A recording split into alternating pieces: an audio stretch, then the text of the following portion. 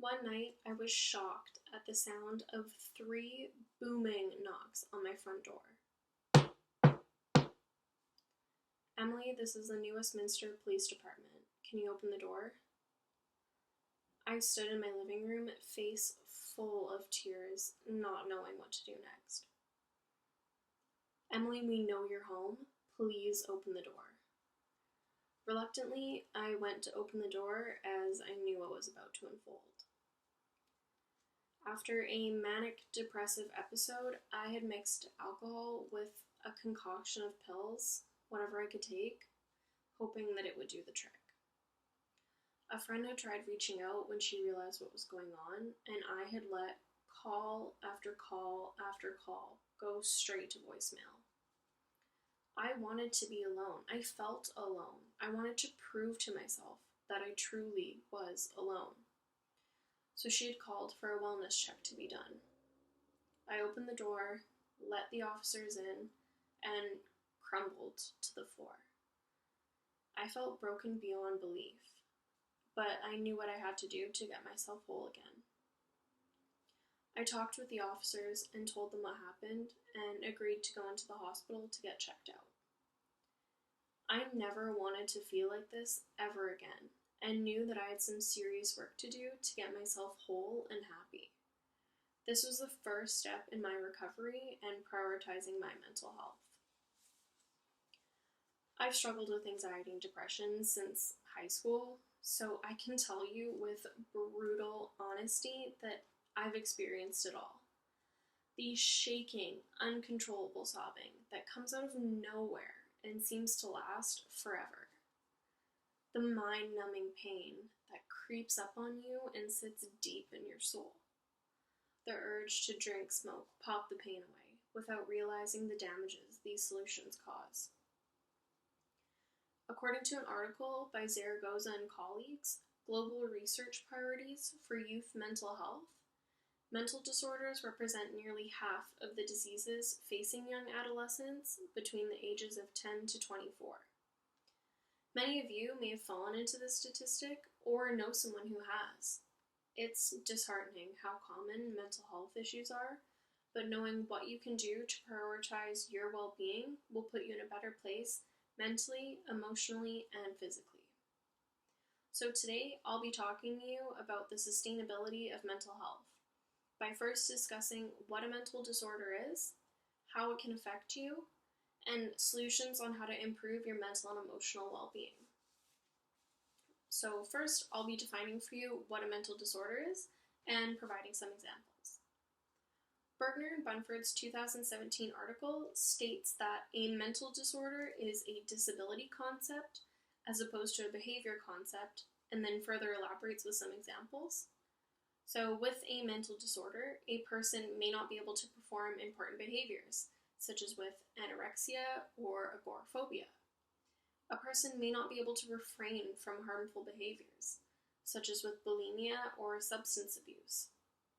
A person may not be able to follow through with behaviors in ways that are not problematic, such as with schizophrenia. A person may not be able to experience meaning and satisfaction from their behavior and know what they're doing, such as with post-traumatic stress disorder. Mental disorders can present themselves in any of the ways I've described and more. Some may be fairly easy for you to be aware of. Others are like roses, where everything looks perfectly beautiful until you get closer and closer. You see and you feel all the thorns hiding in plain sight. Second, there can be drastic short and long-term effects of poorly managed mental disorders. If left untreated, mental disorders can have lasting impacts on your health.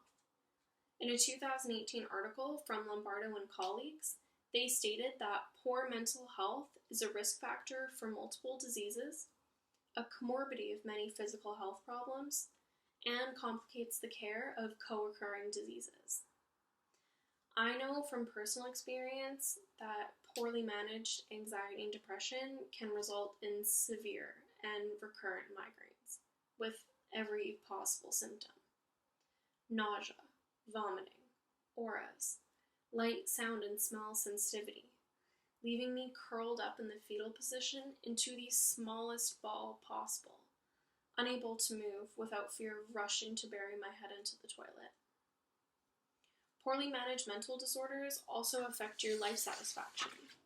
So, in the same 2018 article from Lombardo and colleagues, they further analyzed self-reported mental health with life satisfaction.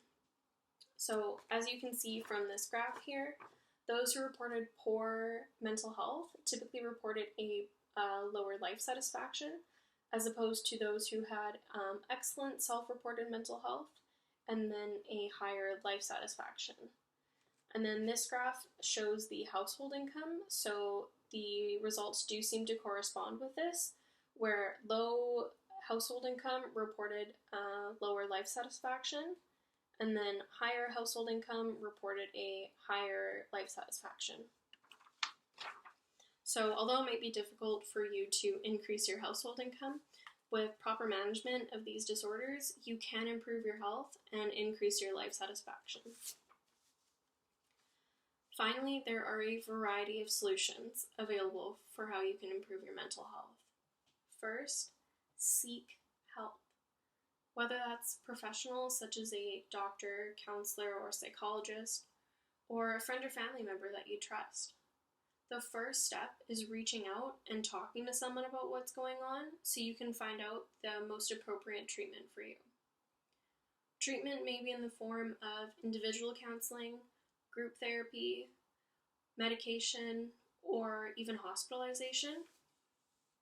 For those struggling with anxiety and depression, I found counseling to be incredibly beneficial. You have the opportunity to unpack your problems, organize them, and then develop a plan for you to succeed. You learn about your limits and how to set boundaries to reduce burnout. You learn about how to communicate more effectively with others so they can understand how you're feeling and how to best support you. You learn about how to recognize and respond proactively to your triggers. No matter which option works best for you, do it. There is no shame in seeking help so that you can better yourself for yourself. In conclusion, mental disorders are one of the most common illnesses facing young adolescents. From schizophrenia to bulimia to anxiety and depression. It doesn't matter what type of illness you may face. What matters is understanding what it is, how it affects you, and what you can do to improve your mental health. Something that I always tell myself is forgive, but never forget. Whatever struggles you face today, demons you've battled, they've made you the person you are today. I've struggled, and my process of forgiving myself was turning something painful into something beautiful and something that I'm proud of. I'll never forget, but I was able to learn how to manage my illness, and that allowed me to heal and blossom into the strong and independent person I am today.